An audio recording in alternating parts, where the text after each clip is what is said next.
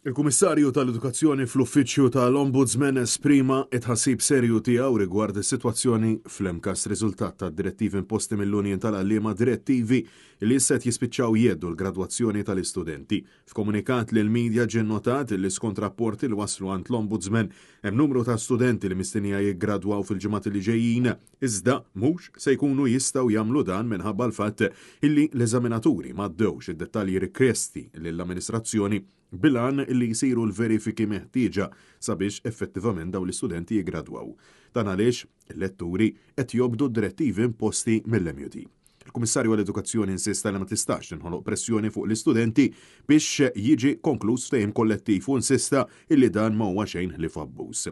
Il-Kummissarju insista li hu totalment inġust fuq l-istudenti illi qed jirriskjaw li jinqatgħu barra mis-serata tal-gradwazzjoni minħabba dawn id-direttivi.